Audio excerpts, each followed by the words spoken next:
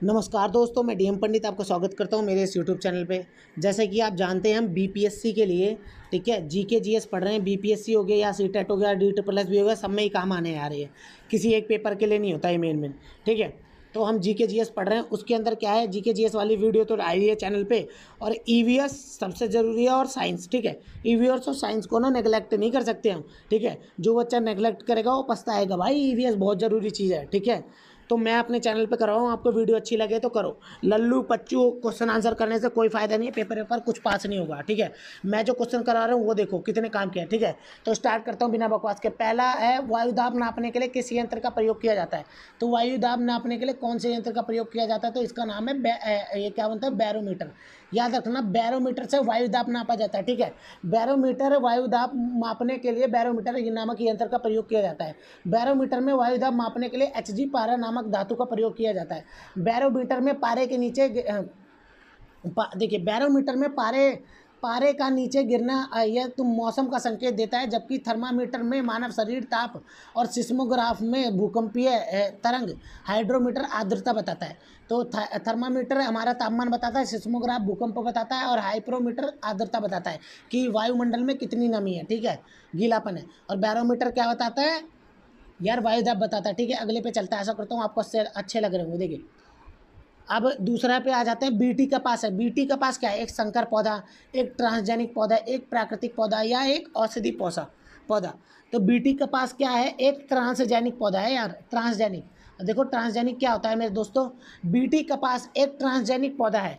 इस कपास में बैसिलस थूरिजिनस बीटी जीवाणु की उपस्थिति है। इस जीवाणु की उपस्थिति के कारण बीटी में कीटनाशक पौधे होते हैं ठीक है, पैदा करने की क्षमता का विकास करता है, जिससे हानिकारक कीटों से पौधे की सुरक्षा होती है। तो बीटी कपास याद रखना, बीटी कपास क्या है, ट्रांसजेनिक का मतलब होता है जब हम ट्रांसफ़र करते हैं किसी जीन्स को दूसरे में, मतलब मिला के दो एक पौधे बना देते हैं ना, एक पौधे का दूसरे में, वो। अगले पे आ जाते हैं, कौन सा वायुमंडल कारण प्रदूषण का मुख्य है। सबसे ज़्यादा प्रदूषण किससे होता है, सल्फर डाइऑक्साइड से, H2S से, HCl से या N2 से ठीक है। सबसे ज़्यादा प्रदूषण होता है SO2 से ठीक है। सबसे ज़्यादा प्रदूषण होता है SO2 से, याद रखना। हाँ मेरे दोस्तों, थकान हो रखी है इसलिए ऐसे हालात है मेरे ठीक है, इसलिए धीरे धीरे पढ़ा रहा हूँ। देखो SO2 से सबसे ज़्यादा थकान होती है।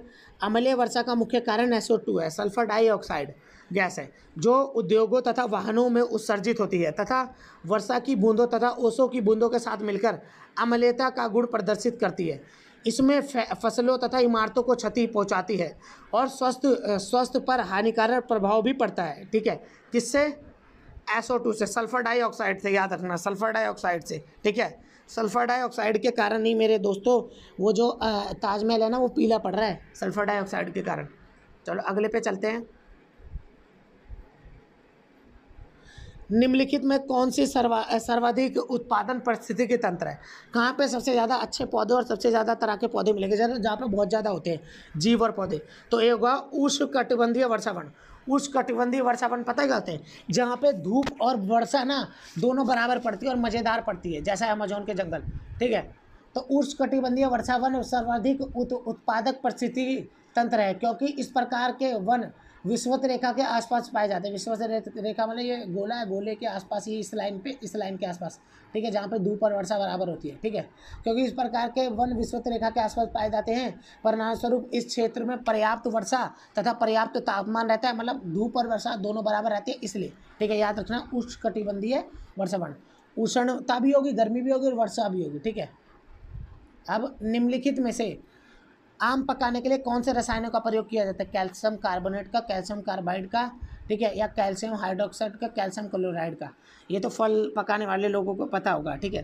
तो इसका कैल्शियम कार्बाइड का, कार्बन का याद रखना, कैल्शियम कार्बाइड का। जैसे सेब है ना, उसके अंदर कैल्शियम कार्बाइड का इंजेक्शन लगा दो पपीते के अंदर, तो वो फल पक जाता है आम ठीक है, याद रखना। तो सी हो जाएगा, आम या अन्य फसलों को पकाने के लिए कैल्शियम कार्बाइड नामक रसायन का प्रयोग किया जाता है। इस रसायन को एसिटिलीन गैस का उत्सर्जन होता है, जो फल को पकाने के लिए होती है। तो इसमें से एक और क्वेश्चन मिला हमें, कौन सी गैस निकलती है कैल्शियम कार्बाइड से, तो एसिटिलीन गैस। याद रखना, एसिटिलीन गैस फलों को पकाने के काम आती है ठीक। अगले पे आ जाते हैं, कौन सी बीमारी दूषित जल पीने से होती है? एड्स नहीं, टाइफाइड या एनीमिया या टिटनेस। तो दूषित पानी को पीने से होती है टाइफाइड, एड्स थोड़ी हो जाएगा। टिटनेस तो लोहे कटे फिटे से लगने से होती है, ठीक। तो टाइफाइड रोग दूषित जल पीने से फैलता है। इससे आत्र, ज्वार में, ज्वार बोलते हैं आत्र को, आत का बुखार भी कहा जाता है। यह रोग साल्मोनेला टाइफोसा नामक जीवाणु से होता है जो दूषित जल में पाया जाता है, ठीक है, याद रखना। तो दूषित पानी पीने से टाइफाइड होता है, टाइफाइड याद रखना जल, ठीक है। अब अगला बताओ, अगले पे चलते हैं कि निम्नलिखित में से कौन सी ग्रीन हाउस गैस है? ग्रीन हाउस तो जानते होगे ना, ये जो धरती है, धरती के ऊपर क्या होता है, हमारी सूर्य की रोशनी आती है और ये धूप पड़ती है और ये धूप वापस नहीं जा पाती, तो गर्मी बढ़ जाती है इससे।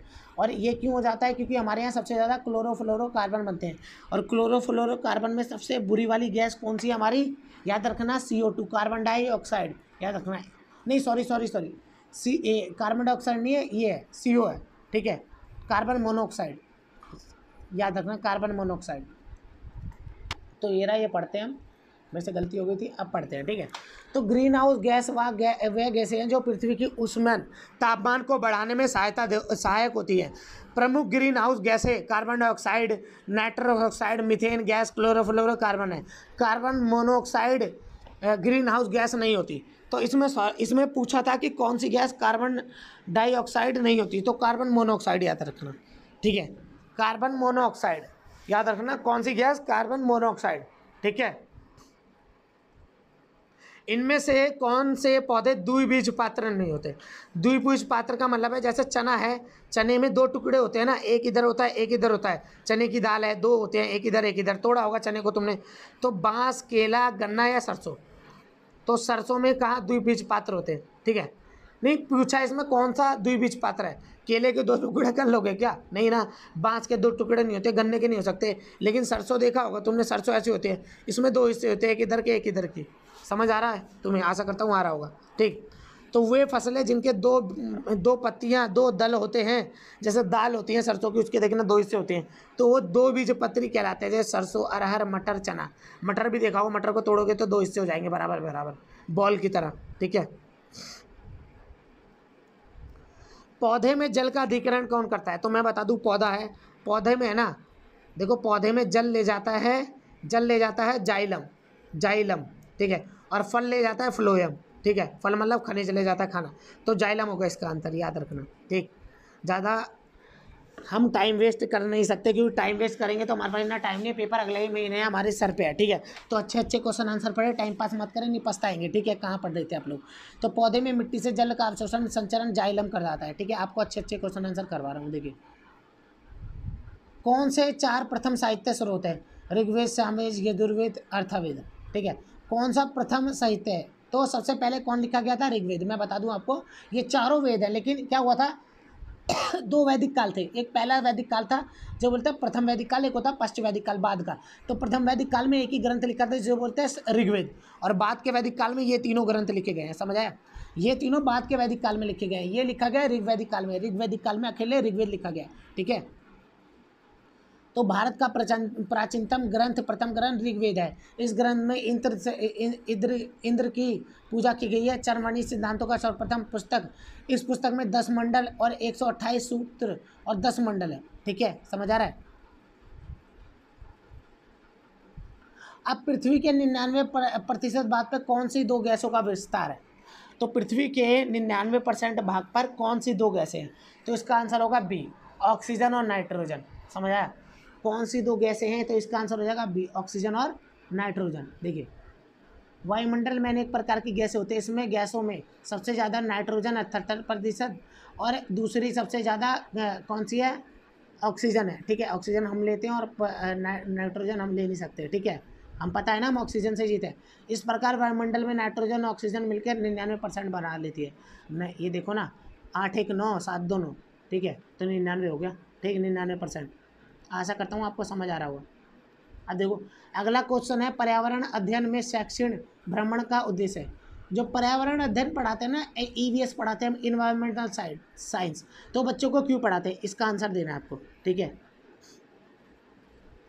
तो पढ़िए, बच्चों की ऊर्जा का विकास करने के, छात्रों के प्रति अनुभव के लिए, सामाजिककरण को बढ़ावा देने के लिए, टीम भावना के लिए, छात्रों को प्रत्यक्ष अनुभव के लिए। हम ईवीएस क्यों पढ़ाते हैं? छात्र देखे कि पेड़ पौधे क्या है, छात्रों का एनवायरनमेंट के प्रति क्या बोले प्यार बढ़े, जागरूकता बढ़े, इसलिए पढ़ाया जाता है। ठीक है, तो पर्यावरण अध्ययन में शैक्षिक भ्रमण का मूल उद्देश्य है छात्रों के प्रकृति या पर्यावरण के विभिन्न पक्षों के प्रति अनुभव पैदा करने के लिए। समझ आया?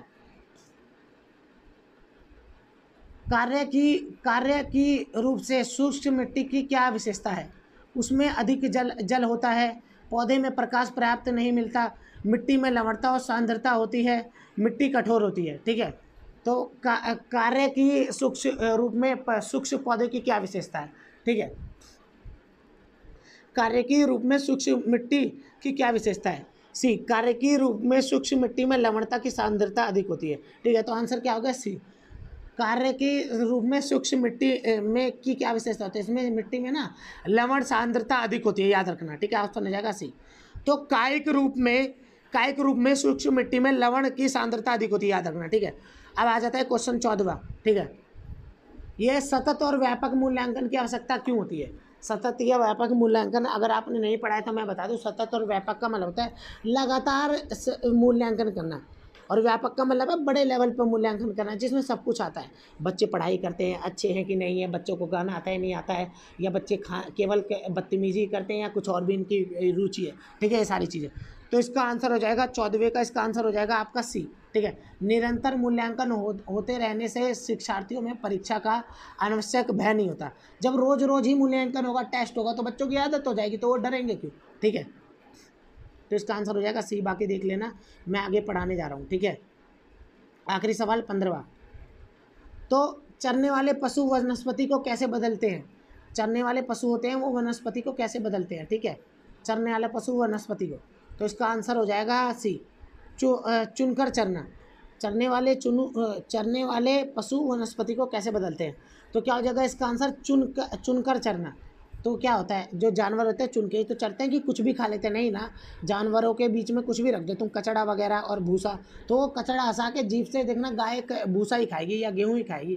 ठीक है, घास चरने वाले पशु वनस्पति के समान रूप से नहीं चरते, बल्कि कुछ ही वनस्पति को अधिक खाते हैं, कुछ ही वनस्पति को खाते हैं। अब घोड़ा घास चर रहा होगा, घास ही चरेगा, फालतू की चीज़ थोड़ी खाएगा।